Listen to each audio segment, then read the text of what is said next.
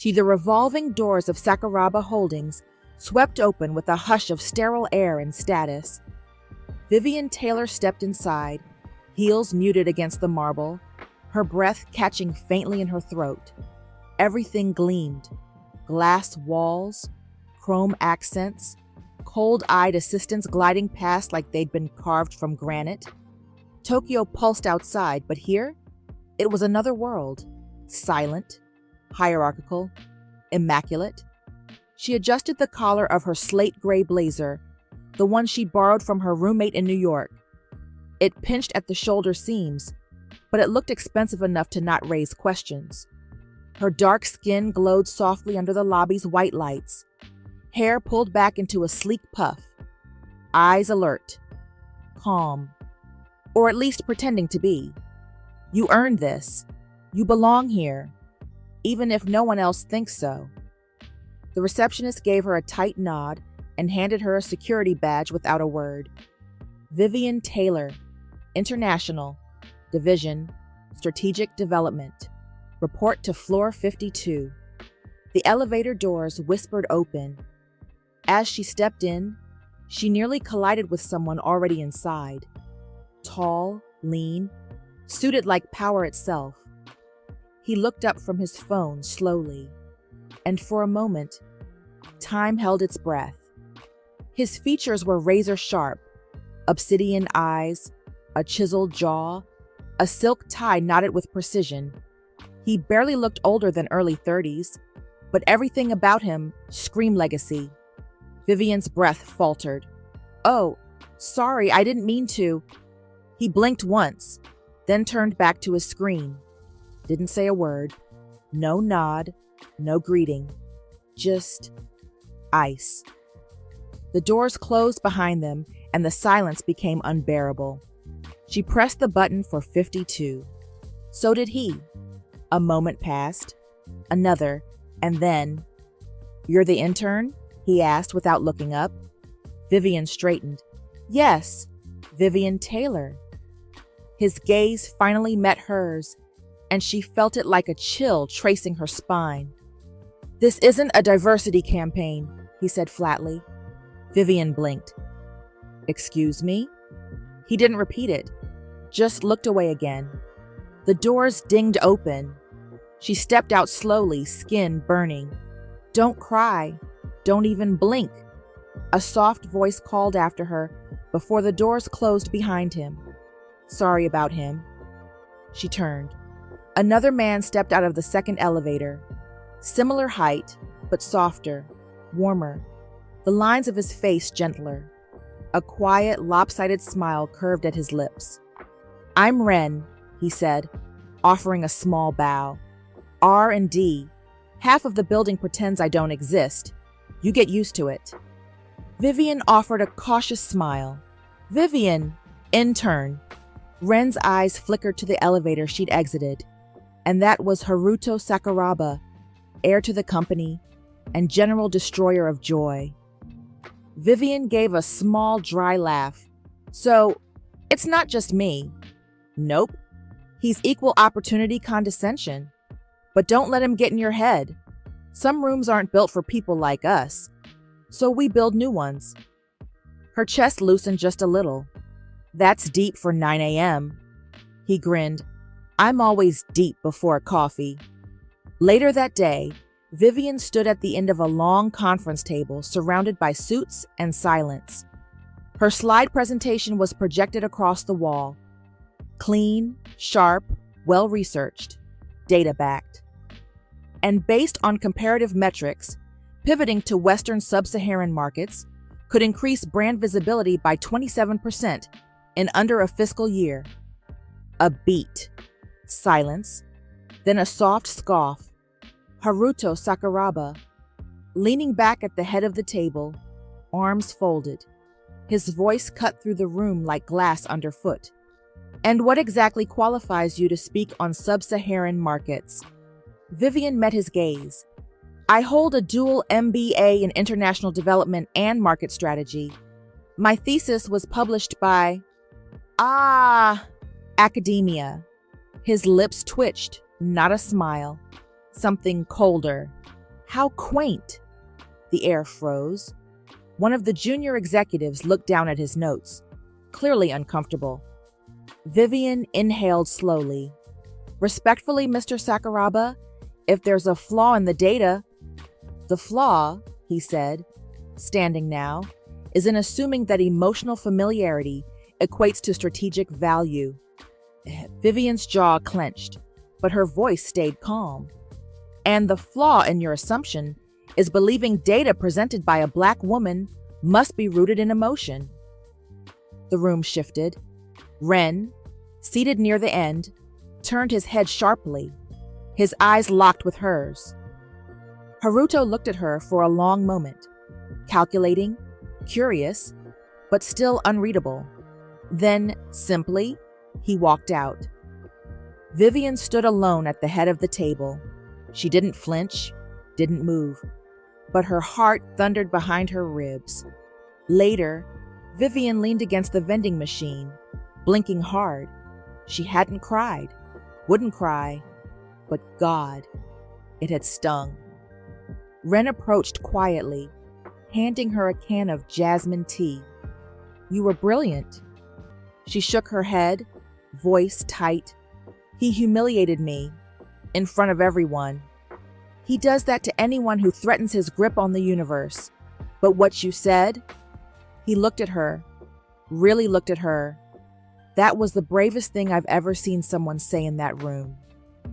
Vivian opened the tea but didn't drink. Ren stepped closer, his voice quieter now, gentle. Don't let my brother dim your fire, Vivian. That man was born with everything and still walks around like it's not enough. But you walk in like you built your own light. She looked up at him. Something in her cracked open, just a little. And for the first time that day, she smiled. The email came at 7:02 a.m. Subject, RE, Departmental Shift. Taylor, Vivian. Body, effective immediately. Report to R&D, floor 36. You're to assist Sakuraba Ren. Weekly evaluations will be submitted directly to executive office. No greeting, no explanation. Vivian stared at the screen, her coffee untouched, her pulse already rising. The signature at the bottom was automated, but the message? That had Haruto written all over it. Passive-aggressive professionalism at its finest. Her hands tightened around the paper cup. So this was punishment. Banishment to the nerdy underbelly of the company, far from the polished high-stakes glamour of the 52nd floor. She forced herself to breathe. If this was exile, so be it.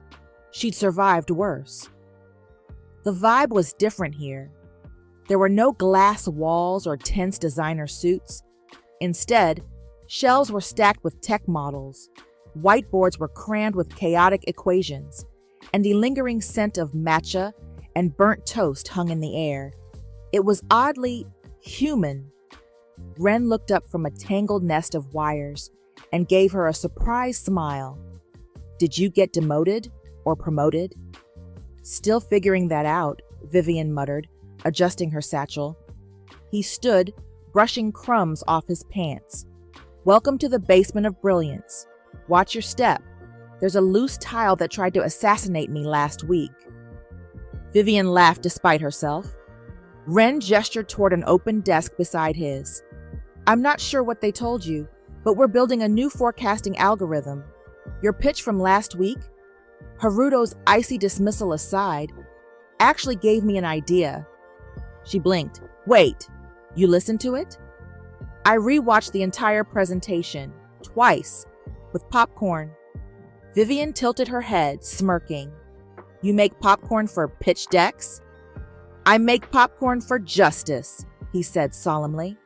Hours passed, whiteboards filled, ideas flowed. Vivian's heels were off, her hair looser now, curls framing her face as she sat cross-legged on the rolling chair. Ren leaned over her laptop, watching her fingers fly across the keys. So wait, this model predicts saturation before market penetration. Vivian nodded, scrolling. Based on demographic reaction time. It's aggressive, but it works, especially with underrepresented populations. Ren exhaled, clearly impressed. You're not just brilliant, he said softly. You're dangerous. Vivian's lips curved. Funny. That's exactly what your brother said. The air shifted. His eyes darkened just slightly. Ren leaned back against the desk, folding his arms. Haruto doesn't like disruptions. He was trained to inherit a kingdom, not to question if the kingdom was worth inheriting. She watched him carefully now. You talk like you know exactly what that training felt like. Ren's smile faded. For a long moment, he didn't speak. Then, my mother was never meant to be part of the legacy. She was an affair, a beautiful one, but an inconvenient one. When she died, the company didn't lose a thing, but I lost everything. Vivian sat upright. Ren. I was 5, he said quietly. They brought me into the house like a stain on silk. Haruto was already the heir. Perfect. Chosen. I was just the shadow they couldn't erase. Vivian's chest ached. I'm sorry, she whispered. Don't be. He smiled faintly, but it didn't reach his eyes. It made me learn how to shine without spotlights. That's why I saw you. Vivian blinked. What do you mean? I mean, he said, gaze holding hers. You walked into that boardroom like you belonged, before anyone gave you permission. That's rare. That's beautiful. Her throat tightened. And for the first time in a long time, Vivian didn't feel like she was surviving a space. She felt seen. The blinds were half closed, casting long shadows across the room. Haruto stood by the window, hands in his pockets, jaw tight. He'd been watching. Not just the R&D numbers that had strangely improved overnight, but the camera feed, the way Ren laughed with her, the way Vivian tilted her head and listened, her smile, her eyes, too bright, too bold.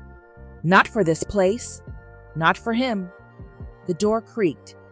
Ren stepped inside. You wanted to see me? Haruto didn't turn around. You're spending a lot of time with the intern. She has a name. She has a timeline, Haruto said flatly. She's not permanent. Ren folded his arms. Neither is a kingdom built on rot.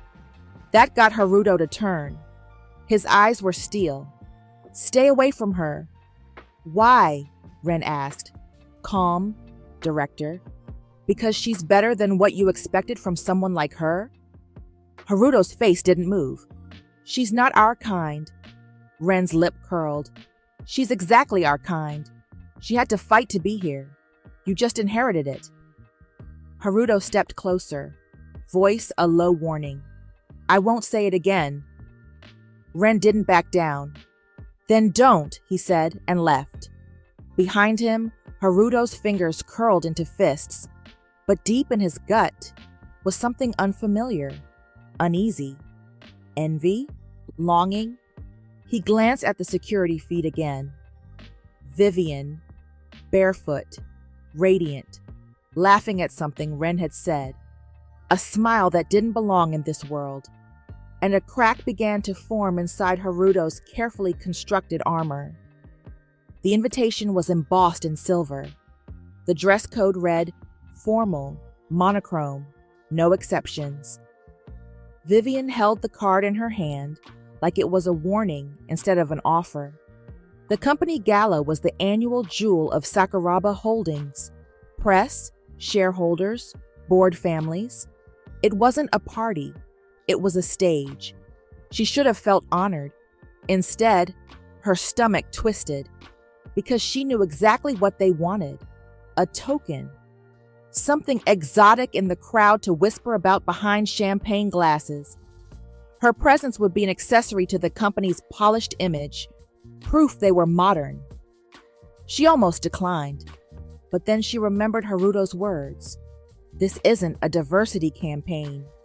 And that was enough. She would go, and she would be unforgettable. The Grand Tetsuya Ballroom, Midtown Tokyo. The chandeliers glowed like constellations, glittering above sleek black suits and pristine gowns. Waiters glided like dancers, balancing trays of sparkling wine and smoked tuna canapes. Cameras flashed at the entrance as the elite arrived. Then the crowd turned. Vivian stepped out of the black car, 1 foot first, deliberate and graceful. She wore a minimalist ivory column gown, sleeveless, high-necked, impossibly simple, and impossibly elegant. The color gleamed against her dark skin like moonlight on obsidian. Her curls were swept into a soft, sculptural updo, exposing the elegant slope of her neck. She wore no necklace, no glitter. She was the statement. Ren stepped out after her, dressed in a tailored black tuxedo with a charcoal pocket square that subtly matched the silk band on her wrist. His eyes never left her as they walked. He offered his arm. "You ready?" Vivian glanced up at him with a sly smile. "Were you always this dramatic?" Ren grinned. "Only when it matters." Cameras clicked, heads turned. Murmurs rippled through the crowd. "Who is she?" "That's Ren Sakuraba, isn't it? With an intern?" "She's stunning, daring, bold." Vivian moved through the room like a blade wrapped in silk, smiling politely, answering questions, but always aware of eyes watching, studying, measuring. And then she felt his eyes. She didn't need to look to know, but she did. Haruto stood at the top of the staircase balcony, holding a glass of dark wine, his frame rigid, in a sharply cut black suit. The lighting cast hard shadows along his cheekbones. His jaw twitched once. She climbed the stairs slowly, following Ren's lead. A few execs greeted them. A few pretended not to recognize her. And then Haruto stepped forward. The crowd gave space like instinct. His eyes traveled down the line of her dress, brief, unblinking, then back to her face. "You clean up well," he said, voice low but audible. Vivian smiled, but it was the kind of smile that sliced. So do villains in designer suits. A flicker, so fast she almost missed it, passed through Haruto's eyes. Surprise, amusement, annoyance, maybe something darker. Ren stepped between them gently, still smiling, but his stance shifted. "Vivian," he said, "come meet the director of global strategy. He's dying to talk about your market analysis." She didn't glance at Haruto again, but she felt him watching her as she walked away. And he did. Too long, too intently. Vivian leaned against the cool marble railing, taking a moment to breathe. The music from inside drifted through the open doors, soft and far away. "I wasn't sure if you'd come." Ren's voice was close, warm, grounding. Vivian turned to face him. "Neither was I." "I'm glad you did." She looked at him fully now. "Why did you bring me, Ren?" she asked, quiet but direct. "Really?" He stepped closer. "Because you earned your place here, and because I wanted to be the one beside you when the world saw it." Her breath caught. Their eyes locked. The moment lingered. Too close. Too real. Then, footsteps. They turned. Haruto stood at the balcony threshold, half in shadow, the glass of wine still in his hand. He didn't speak, but his gaze flicked between them. Vivian lifted her chin. Ren's hand brushed lightly against hers. Haruto didn't move, just watched. And beneath his polished mask, just for a moment, something cracked. The boardroom was colder than usual. Not in temperature, though the air conditioning was relentless, but in atmosphere. Silence clung to the mahogany walls like smoke as Chairman Sakaraba entered, flanked by 2 senior advisors and an imported Darjeeling blend in a porcelain cup. He sat without a word. Haruto remained standing. They were alone at the center table, father and son, the rest of the board members quietly occupying the perimeter. Vivian stood at the corner of the room, back straight, notebook poised. She wasn't supposed to be in this meeting, but a scheduling error had landed her here, alongside power brokers and polished predators.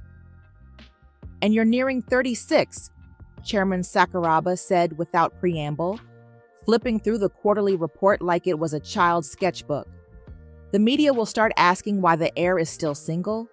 It's time to marry." Haruto didn't flinch. This again.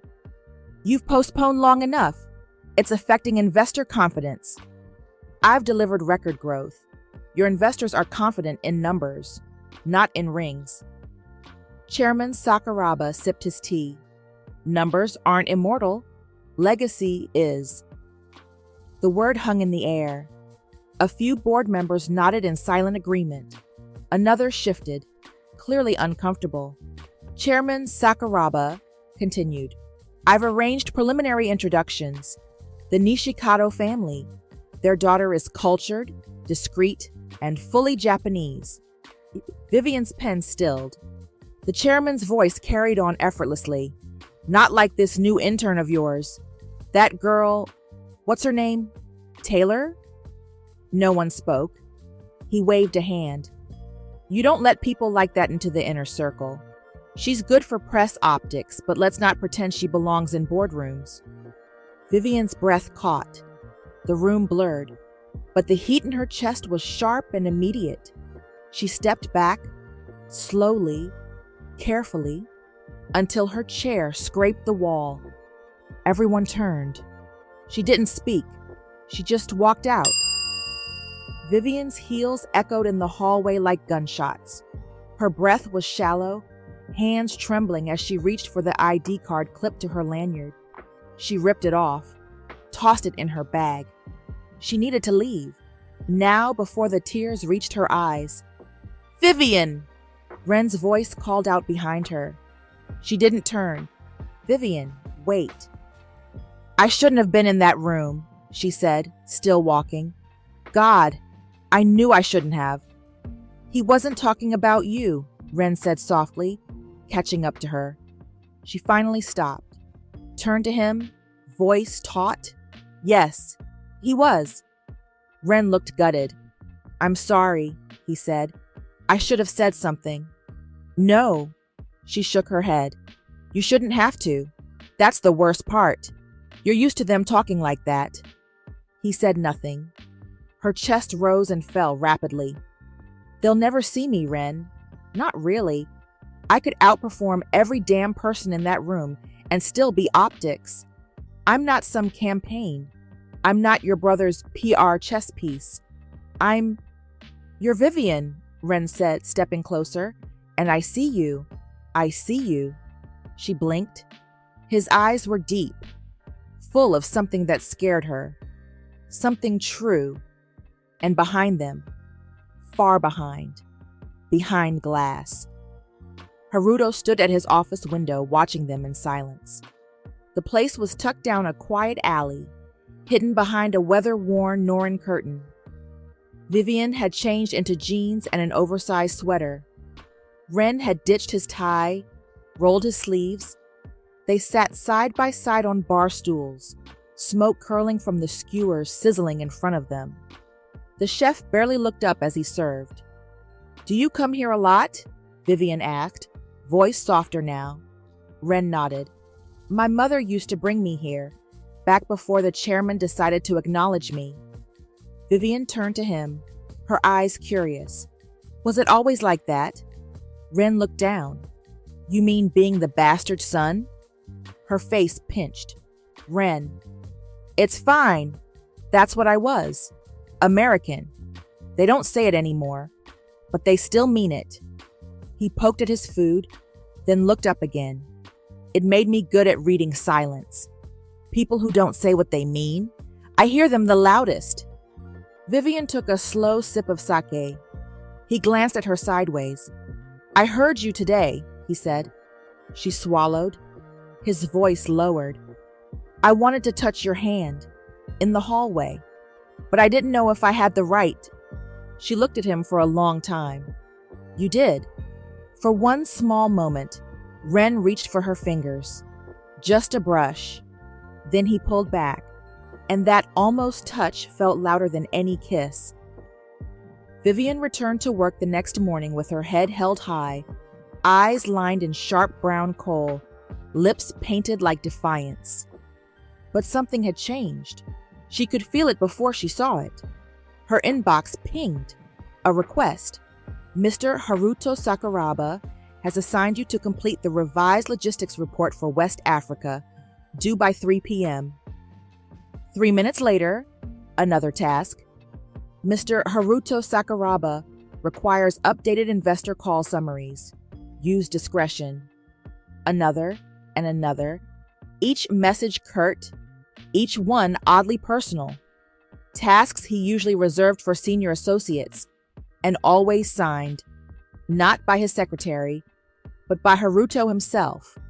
Vivian walked to his door slowly, pages in hand. She knocked. Come in.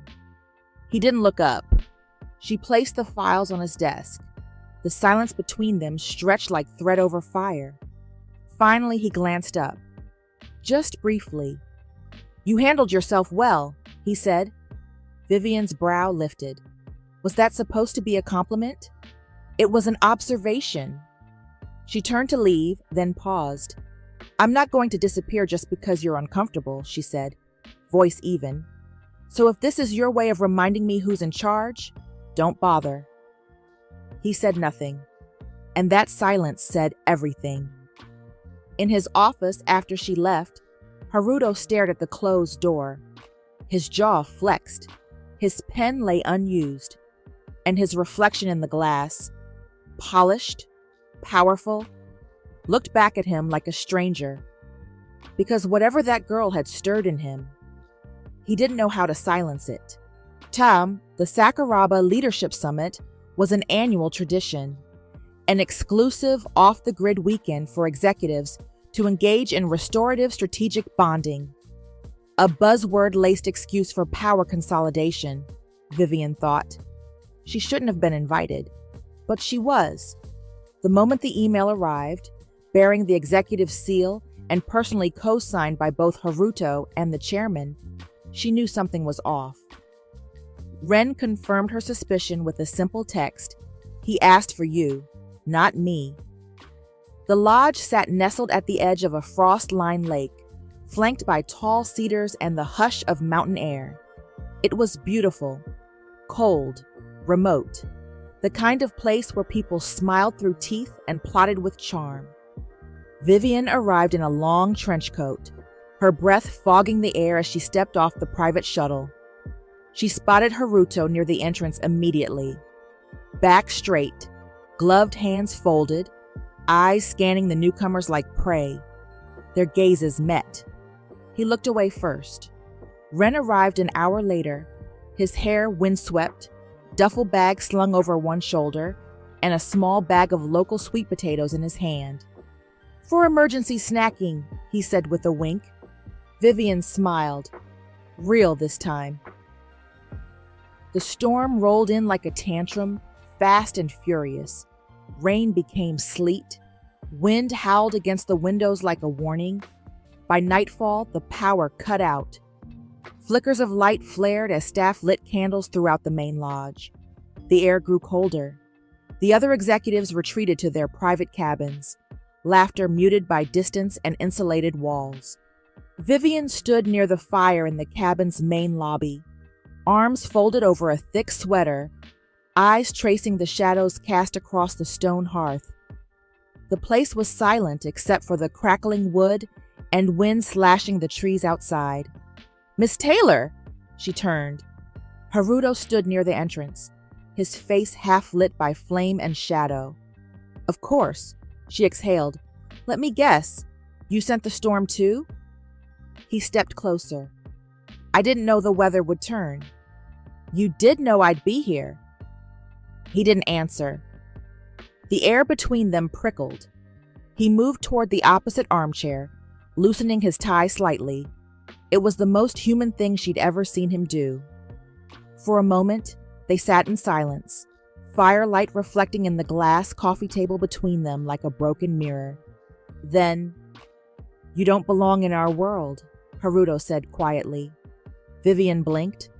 Her voice was cool, but not brittle. "I see we've returned to that conversation." He leaned forward slightly, elbows on knees. "But neither does Ren. Maybe that's why he clings to you. You represent the same thing he's always chased. Something the family will never give him. Freedom, rebellion, irrelevance." Vivian stood slowly, fury controlled, centered in her spine. "And maybe," she said, voice low and steady, "he sees something you never will." Haruto looked up at her, jaw locked. Vivian didn't blink. A soul. The word landed like a slap. She turned and walked away, past the flickering shadows, down the dim hall. Haruto sat frozen, his jaw clenched tighter. But he didn't call after her. He wouldn't give her the satisfaction. He wouldn't admit that. Just for a moment. He wanted to. From the upper corridor window, Haruto stood in the dark, watching the snow begin to fall outside. He saw her silhouette outside the side cabin. Vivian, alone, coat drawn tight, face tilted to the wind as if daring it to freeze her. His hand curled against the wood pane of the window. There was something about her that refused to yield. He hated it. He needed it. But it was already slipping out of his reach. The storm had passed by morning, but something between them lingered. Vivian stood by the lake as snow dusted the trees in shimmering silence. Her boots left shallow impressions in the powder. Everything was still. Behind her, she heard the crunch of footsteps. She didn't have to turn. She knew it was him. Ren stepped beside her, jacket unzipped, scarf loose around his neck, cheeks slightly pink from the cold. "You disappeared last night," he said softly. She gave a dry laugh. "Your brother and I had a heart-to-heart, the usual. Threats, insults, psychological warfare." Ren chuckled, then grew quiet. "I hate the way he talks to you," he said finally. She looked up at him, brow furrowed. "I'm used to people like him." "You shouldn't have to be." The words were gentle, but fierce beneath the surface. Vivian stared at him, her heart pressing against her ribs. "You're different here," she whispered. "In Tokyo, you're careful, quiet, but here." She trailed off. Ren turned to face her. "Here," he said. "I don't feel like a ghost." A gust of wind passed between them, but neither moved. Ren reached up, slowly, and brushed a snowflake from her lashes. His fingers lingered. Her breath caught, and then he leaned in, not bold, not forceful, just close enough to ask without asking. She met him halfway. Their lips touched, soft and unsure, a question wrapped in warmth and ache. When they parted, barely inches away, Vivian smiled. "You know this is going to complicate everything." Ren grinned. "Good. I was getting bored." Word traveled like smoke through dry leaves. It hadn't been public. It hadn't been loud, but someone saw. A driver, a photo, a rumor, and it made its way to Haruto. He stood behind his glass desk, frozen, as the message pinged on his private device, a grainy snapshot of Ren and Vivian outside the retreat lodge, her scarf in his hands, her face tilted toward him. Haruto stared at it like a man betrayed, but he didn't say a word, not yet. Vivian Taylor, conference room, now. The email was unsigned, but it may as well have been engraved. Vivian entered the room with calm shoulders and guarded eyes. Haruto stood by the window, facing away. She waited. He didn't turn. "So it's true," he said. You and Ren. Vivian blinked. If this is about my personal life, it's about image. His voice was ice. It's about professionalism and knowing your place. She stepped closer. My place? You're not here to be someone's fairy tale, Miss Taylor. Her jaw clenched. No, I'm here because I earned it. He finally turned, and the look on his face stopped her cold. Controlled, cold, cracked. I'm reassigning you. Effective immediately, you'll assist with logistics support, data entry, no executive visibility. Her breath caught. You're demoting me? Haruto didn't blink. Consider it rebalancing expectations. Vivian stepped back, fury blooming. You're punishing me for being visible, she said, for not playing the role you picked out for me. You're becoming a distraction. To who? You or him? The words slipped out before she could stop them. They hung between them, sharp, naked. And for a flicker of a second, something moved in his eyes. Shame, jealousy, guilt. Vivian turned, walked out without another word. She made it halfway down the hall before the footsteps came behind her. Vivian, she stopped. Haruto stood in the hallway, alone, the polished wall swallowing his reflection.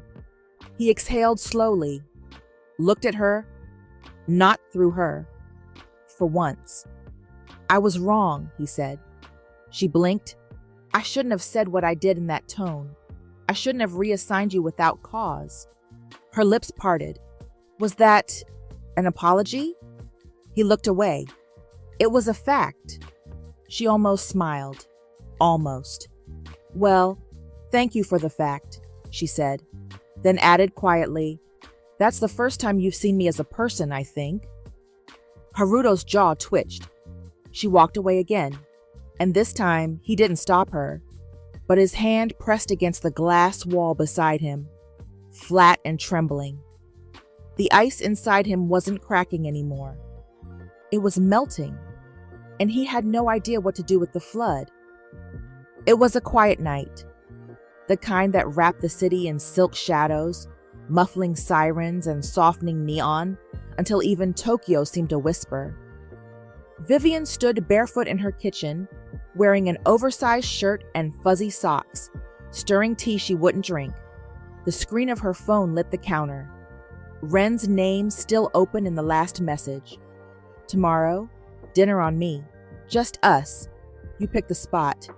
She smiled at it, not because of the words, but because of the weight they carried. Something stable, warm, true. The knock at the door broke the stillness. 3 quick raps, then silence. She frowned, checked the clock, then the peephole. Her heart dropped. Haruto. He stood in the hallway, alone, in a charcoal coat, collar up against the wind, hair slightly mussed like he'd run a hand through it too many times. His eyes were unreadable. Vivian opened the door just enough to block herself with it. It's late. I won't stay long, he said. A beat. May I come in? She studied him. Why? Haruto hesitated. Because I owe you clarity. The kettle still hissed softly in the background. Vivian didn't offer him a seat, but Haruto sat anyway, neatly, carefully, on the edge of the couch like he was afraid it might swallow him. She crossed her arms, standing across from him. Is this about my demotion? He nodded once. And your reinstatement. She raised a brow. You could have emailed. I could have. He paused, but I didn't want to. Vivian narrowed her eyes. Haruto, get to the point. He looked up, and for the first time, there was something naked in his face. Raw, unfiltered, dangerous. I've been trying to stop thinking about you, he said. Vivian went still. His voice was quiet, but his gaze was intense. I've tried to be rational, to remind myself of the optics, the protocol, the hierarchy. I've tried to remember that you are not your kind, she finished it for him. Isn't that what you said? His throat worked. Yes. She laughed, but it was hollow. At least you're consistent. But now, he said, standing slowly, all I see is you. In every boardroom, every report, every goddamn time I close my eyes. He stepped closer. Too close. Vivian's heartbeat surged. This isn't clarity, she said tightly. This is obsession. He didn't argue. If you were mine, Haruto murmured, I'd never let the board near you. I'd burn down every room that looked at you sideways. Her eyes widened.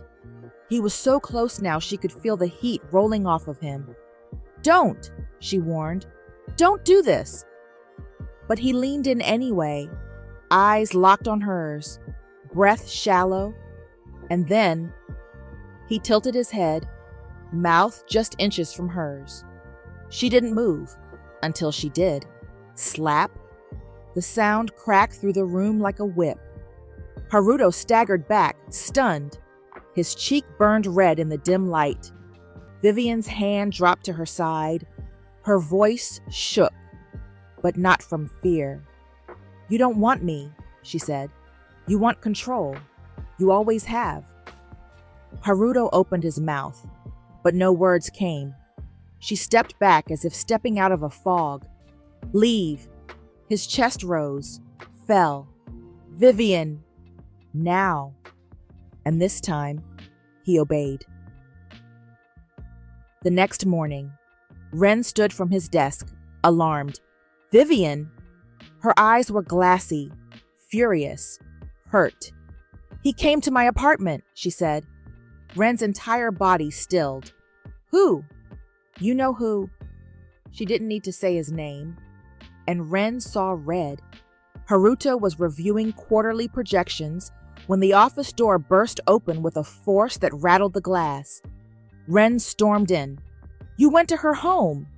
Haruto didn't look up. You're overreacting. You touched her. Now Haruto looked up. His eyes were cold again. Familiar, armored. She's a grown woman, Ren. She didn't ask you to fight her battles. She didn't have to, Ren growled. You crossed a line. Haruto stood slowly. I'm warning you. No, Ren snapped. I'm warning you. You don't get to want her now. Not after everything you've done. Not after dismissing her, dismissing me. You don't get to crawl back into our lives because you've decided she makes you feel something. Haruto's jaw clenched. Ren stepped closer. She's not a trophy, and she's sure as hell not yours to claim. For a moment, they stood in silence, tension thick and crackling like thunder in a bottle. Then Ren walked away, and Haruto didn't stop him. He couldn't because somewhere deep inside, where shame hides behind pride, he knew. He had already lost her. The elevator ride felt longer than usual. 52 floors. Each second, dragging like gravity, had doubled overnight. Vivian stood perfectly still in the mirrored elevator, shoulders straight, black coat cinched at the waist, lips painted crimson like a line she dared them to cross. She held no documents, no laptop, just one thin, cream-colored envelope in her hand.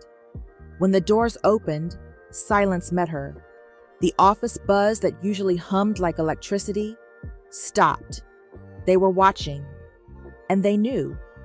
Rumors had already circulated.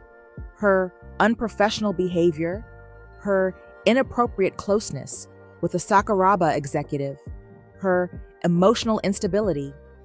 None of them mentioned who started the rumors, but everyone knew. She walked straight to Haruto's door. She didn't knock. He looked up from his desk, caught off guard. Vivian! She placed the envelope down. I won't let you smear me while sitting in a chair you didn't earn. His jaw tightened. You think walking away is strength? No, she said, but holding on to my dignity is. She turned and walked out. Ren watched her leave. He didn't follow. Not yet. Not until he saw the memo. Internal HR communications leaked anonymously, confidential emails, executive group chat snippets, Vivian's profile flagged by Haruto himself, monitor behavior, potential for PR complications, possible infatuation with Ren, maybe manipulated. Ren's hands trembled. The rage came in waves, quiet at first, then roaring. The top executives sat in quiet unease. Haruto stood at the head of the table, arms folded, posture perfect, voice calm. As you can see, the rumors about Miss Taylor's departure were exaggerated by the media. Our legal department is handling any breaches of confidentiality. The door opened. Ren walked in. Haruto's jaw flexed. You weren't summoned. No, Ren said, calm and clear. I summoned myself. He walked to the center of the room, dropping a folder onto the table with a sharp thud. Inside, proof. Internal tracking logs, altered timestamps, private HR documentation, a memo sent from Haruto's assistant, with Haruto's direct edits, to shape a narrative about Vivian. One by one, board members opened the pages. I don't care if this costs me everything, Ren said, but I will not sit silent while you burn down someone's name to protect your own pride. Chairman Sakaraba sat still, silent, but when he finally spoke, his voice cut clean. Haruto, you are relieved of your directorial duties effective immediately. You will report to ethics compliance until further notice. Haruto's breath left him. And the interim director? One board member asked cautiously. The chairman turned to Ren. You have my full support. Glass clinked. The penthouse was dark except for the skyline bleeding in through the windows. Haruto sat alone on the couch, shirt untucked, tie gone, scotch in hand. He stared at nothing. The bottle on the table was half empty. He hadn't eaten. He hadn't slept. He just sat. The television flickered quietly, news reports mentioning the shakeup at Sakuraba Holdings. His name no longer mentioned as a future heir. Just shadows, whispers, the golden sun, undone. He raised the glass again, drank. Images burned behind his eyes. Vivian laughing in the hallway. Ren kissing her on the snowy retreat path. Her voice, sharp. You don't want me. You want control. She had been right. And it made him sick. He hated her. No.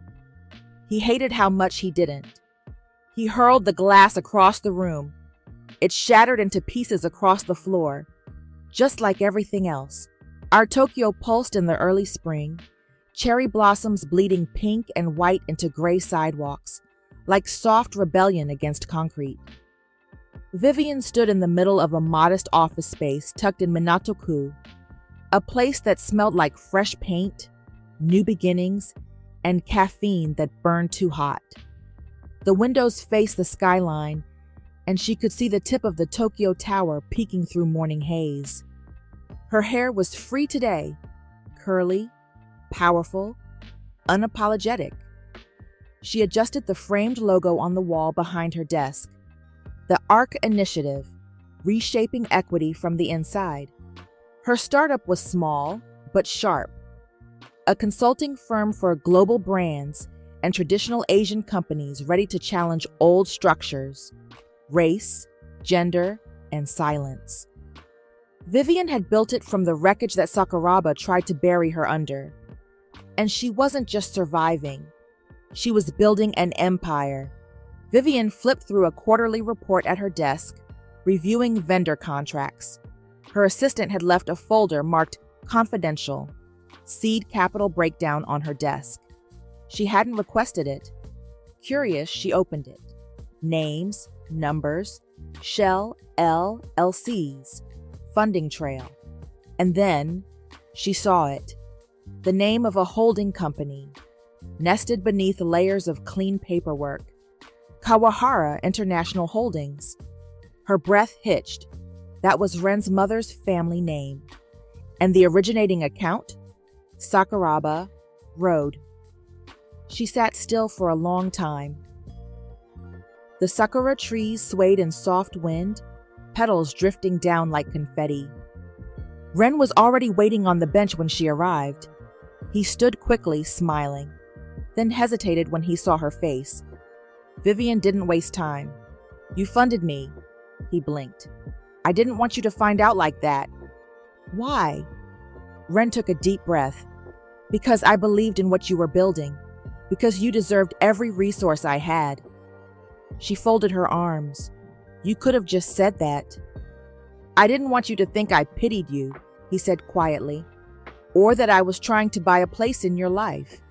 I just wanted you to win." Vivian's gaze softened. Ren looked down, then back up again, heart in his throat. "I didn't help you because I pity you," he said, voice trembling slightly. "I helped you because I'm in love with you."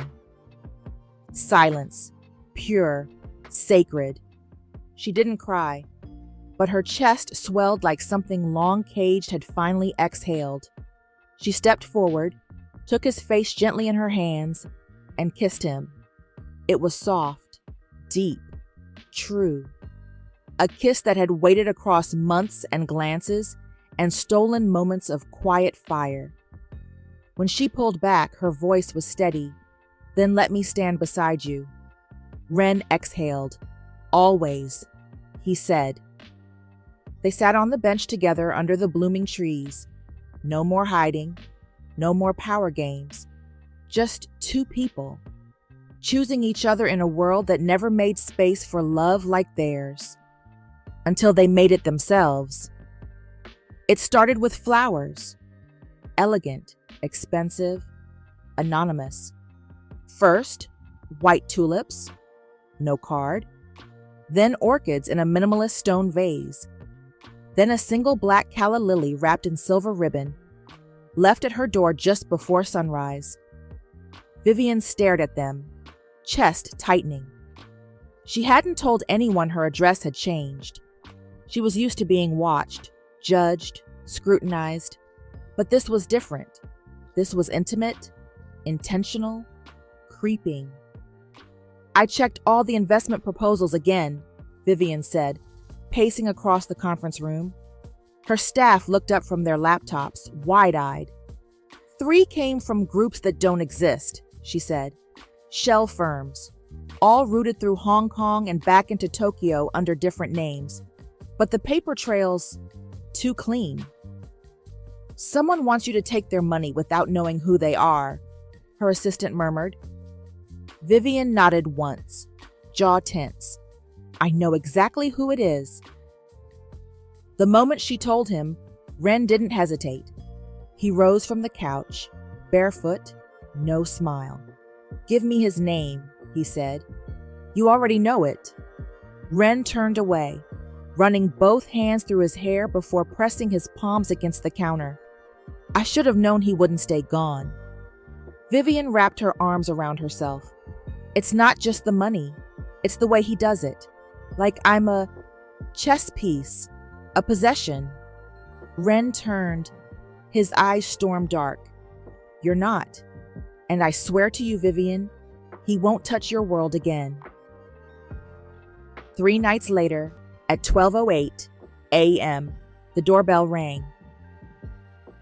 Vivian stirred from sleep, blinking into darkness. The intercom buzzed faintly, then, "Vivian." Her blood chilled. The voice came through the speaker like smoke through a crack. Low, measured, unmistakable. "Please come down." She stood in the middle of her apartment, heartbeat pounding.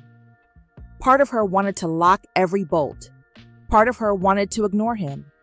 But she didn't do either. She called Ren immediately to let him know what was going on and went downstairs. Haruto stood in the golden glow of the street lamp, dressed in black.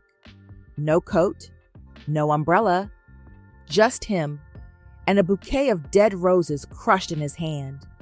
The night air was damp and full of static. Vivian stepped onto the stoop and met his eyes. She didn't say a word. Haruto's voice broke the silence. "You were never supposed to matter." He sounded like he believed it. But then his gaze softened, cracked, like something inside him had unraveled beyond repair. "But now," he swallowed, "I can't unsee you." Vivian's fingers curled into fists at her sides. "You don't see me," she said, quiet but sharp. "You see the idea of me, the thing you can't own, the woman who looked you in the face and didn't bow." He flinched. "I loved you once," she added, "not romantically, but as a fellow human. I hoped you could change." Haruto's eyes glistened under the lamplight. "I did," he whispered. "I changed because of you." "No," she said. "You're obsessed. You controlled. That's not love, Haruto. That's fear wearing a mask." A car pulled up behind her. Ren stepped out before it stopped fully, eyes locked on Haruto. "Get away from her," Ren said, voice lethal with quiet fury. Haruto's lips twitched, not in amusement, but pain. "She doesn't need you to speak for her." "She doesn't," Vivian said, "but he does speak with me." And that distinction broke something in Haruto's expression. He turned away, just a few steps, then looked back. "I met you first, and still lost you." Vivian's gaze didn't waver. "No," she said softly. "You never tried to have me. You tried to own me." She walked toward Ren. He met her halfway, pulling her gently behind him. Haruto didn't follow. He simply vanished into the night. Vivian stood at the floor-to-ceiling window of her growing downtown headquarters, watching the cherry blossoms fall like ash over polished concrete. On her desk, a sleek black folder rested unopened. No logo, no sender listed, but she already knew who it was from. She opened it anyway. Inside, a buyout proposal, signed by one of Japan's largest corporate coalitions, shell investors, foreign capital. But at the bottom of the stack was the truth, the final signature. Haruto Sakuraba. She stared at it for a long time. The zeros at the end of the offer blurred. It was enough money to expand across Asia, to scale globally, to take her vision and multiply it beyond her wildest reach. But every dollar came with a chain. She picked up her phone and called the number listed. The screen lit up. Haruto sat behind his desk, immaculate, tailored, calm. Vivian appeared on the monitor in real time, face poised, but eyes burning. "I got your offer," she said. "I assumed you would. And I'm here to give you my answer." Haruto folded his hands. "You're smart enough to know what this money means. Scale, protection, legacy. This is what you fought for." "No," she said. "This is what you fight for." He tilted his head. "You're letting emotion cloud your strategy." "I would rather fail in freedom," Vivian said, her voice like glass and iron, "than thrive under your leash." Haruto's face twitched. She leaned closer to the camera. "I see you, Haruto. You don't invest to empower. You buy to own. But I'm not for sale." And she ended the call.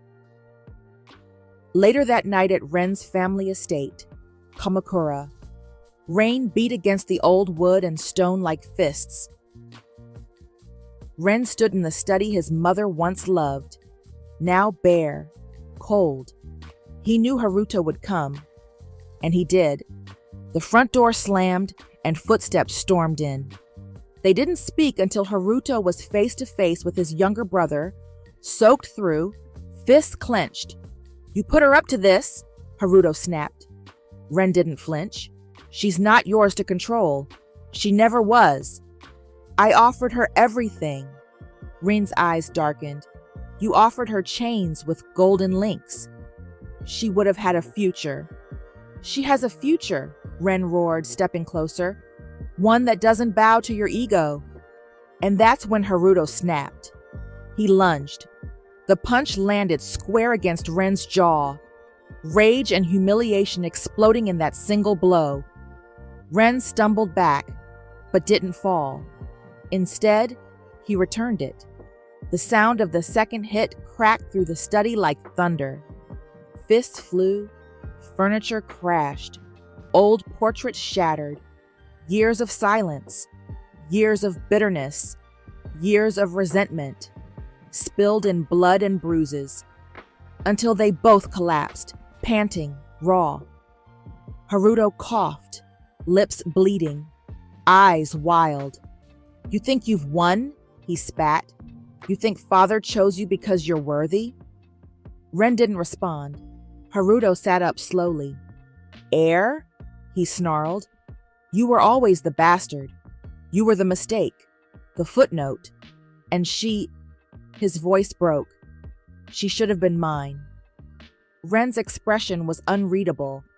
And then, quietly, bitterly, "She would have destroyed you." Haruto laughed once, then crumpled. Not from the punch, from the weight of it all. Later, Ren stood outside the house, blood on his lip, rain soaking his shirt. Vivian was already there, waiting, silent. He looked at her, and for once, he looked tired. Not from business or battle, but from a brother he could never save. "He said you should have been his," Ren whispered. Vivian stepped forward.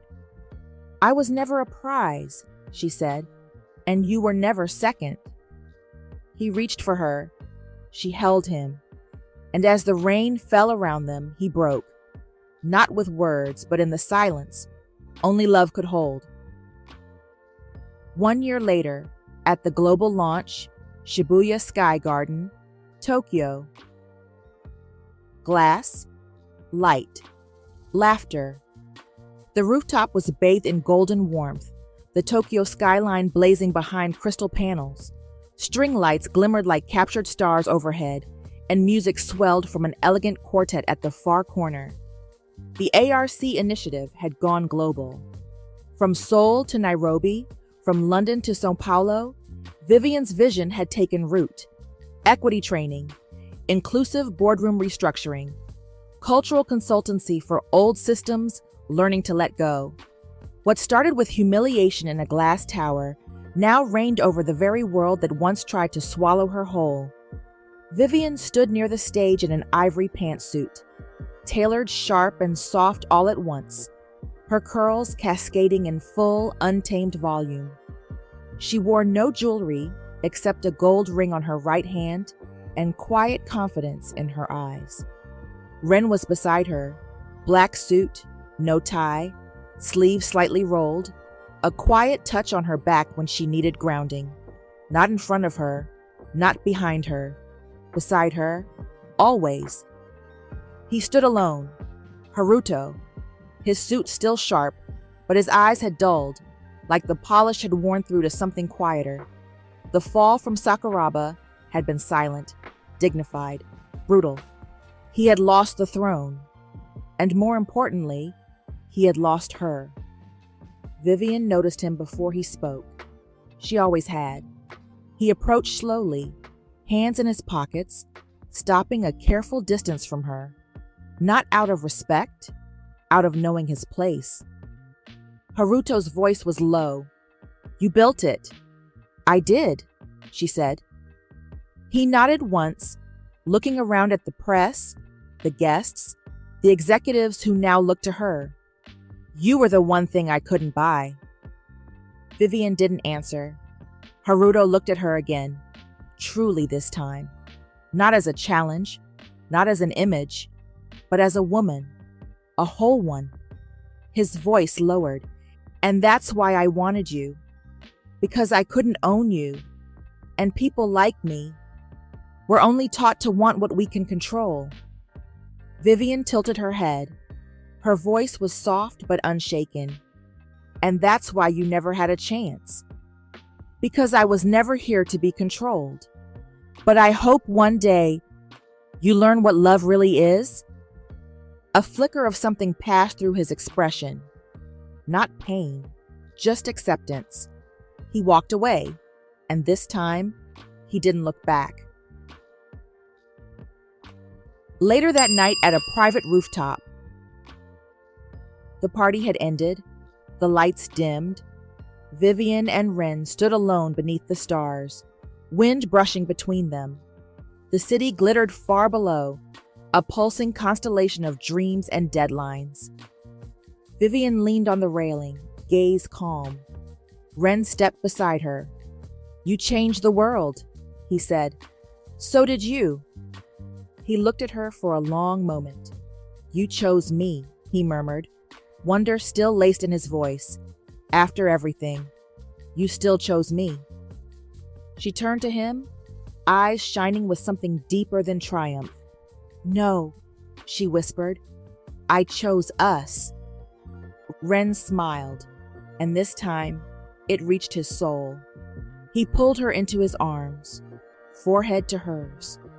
And above them, the Tokyo night held its breath around two people who refused to bow to power, to legacy, to fear.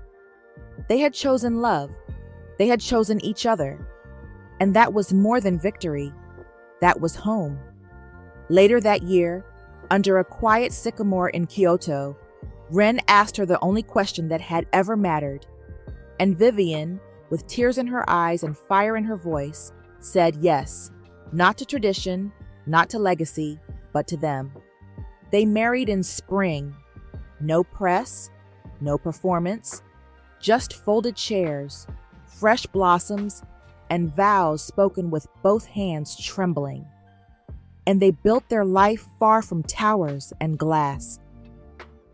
3 years later, in Kyoto, a small, quiet house nestled between a bamboo grove and the whisper of a river. Nothing extravagant, just stone, light wood, soft earth. Vivian had picked it. Ren had planted every tree by hand. Inside, the morning was slow. Vivian padded barefoot across the warm tatami floors, holding a cup of green tea and a tablet filled with charts from ARC Africa's latest expansion. Her curls were pulled into a lazy bun. She wore one of Ren's old university sweatshirts.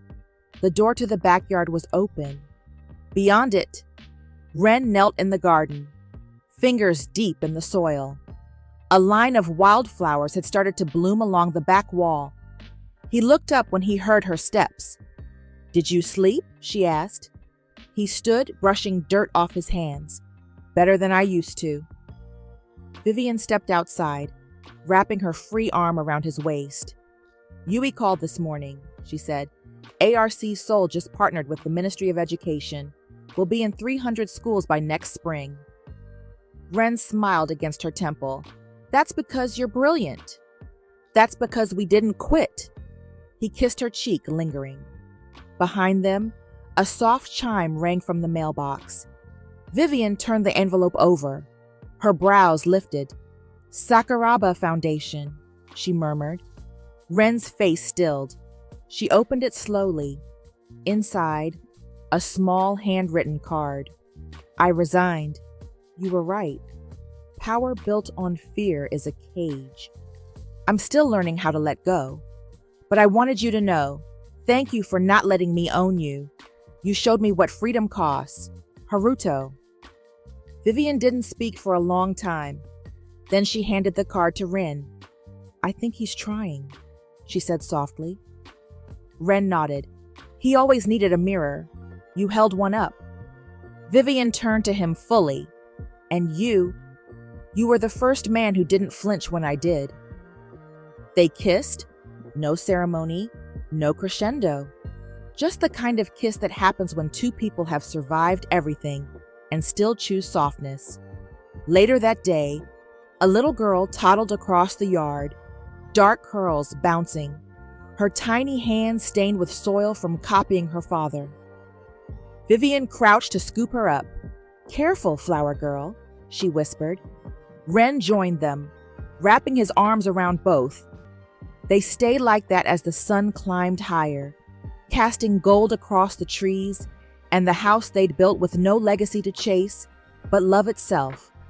And behind them, the garden bloomed, free. The end.